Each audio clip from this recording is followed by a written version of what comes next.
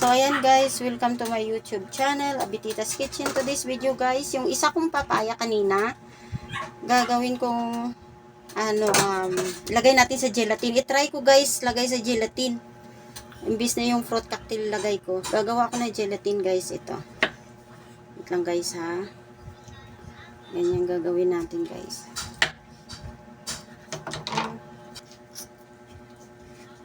Pahingi ako kutsara ang mikay. So, ayan guys. Kunin muna natin yung buto guys. Yan. Try ko tong ilagay sa kung ano lasa niya sa Jelly Ace. Kasi ating isave yung papaya bago masira guys. Kaysa magtapon tayo guys, diba? Kung pwede pang i-save, masisave natin guys. Ayun guys, balatan natin. Yan, kunin natin yung balat. Ayan na guys, oh. Yan. Ayan guys, tapos na. Hugas na natin.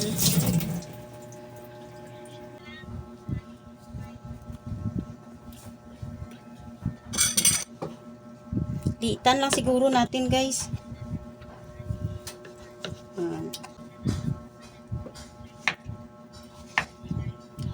Yan guys, so tingnan nyo. Ganyan lang siguro kaliliit. Lagay natin sa ano.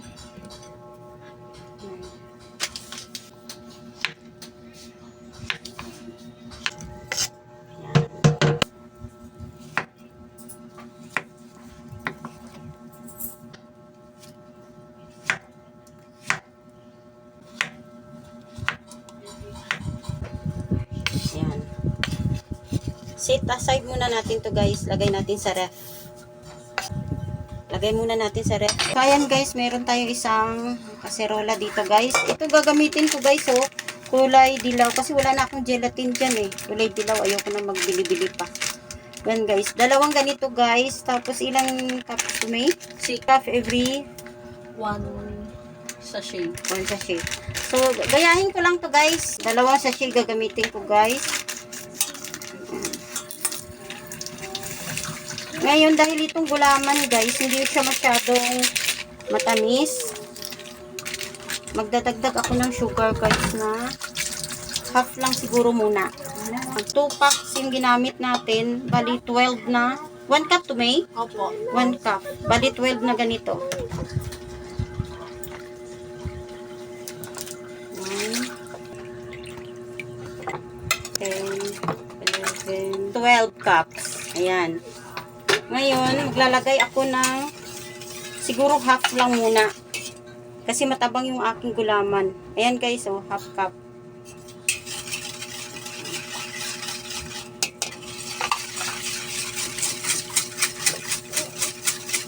Ayan guys, oh. Ngayon, sindihan natin guys.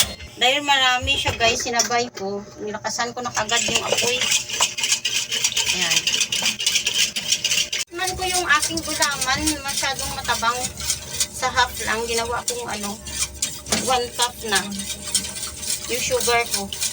Ayan guys, maglalagay ako ng habang ako doon ng gulaman, maglagay ako muna dito ng papaya sa niya. Tingnan natin mamaya kung ano kalabasan niya. Ayan guys. Lalagay ako nito. Oh, ayan guys, sama na muna. So, ayan na guys. Medyo maano na siya, oh. Ayan. Pero ako kasi gusto kong kumulo siya guys, eh. Para mabilis siyang mabuo. Kasi guys, sinamikoy at saka sinamikay. Bumibili pa kami ng Jelly Ace na yung balot-balot.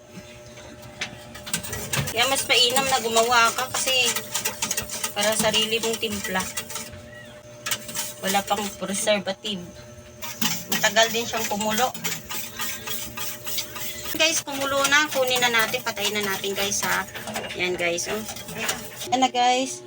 Yan. Lagay na natin yan.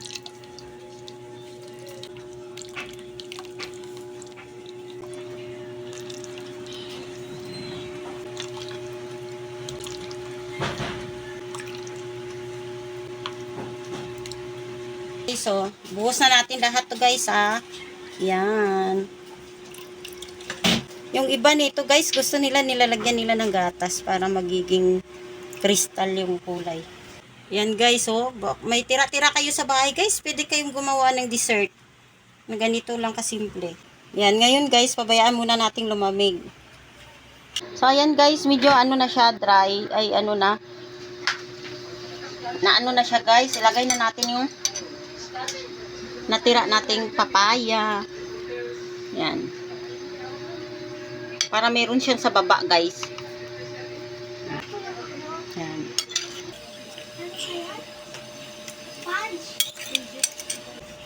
Yan na guys. Antayin na lang natin lumamig yan guys. Tapos magiwa tayo. So ito na guys. So tingnan niyo yung jelly natin. Oh. Jelly natin. Taob natin guys. Para malaman natin kung perfect.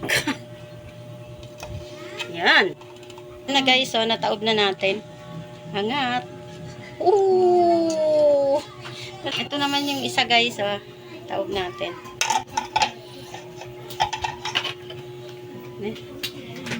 Tasa muna natin kasi para magkarahangin lang guys. Ooh! Tingnan nyo guys, oh. Ay, ang ganda siya guys. Oh. Tingnan mo. Firm. Mas masarap to pag malamig guys. So, ayan na guys, ang finished product namin. At kung bago kayo sa aming channel, please don't forget to like, share, and subscribe. At pakipindot na rin po ng notification bell para updated po kayo sa aming video. Maraming salamat guys. Thanks for watching.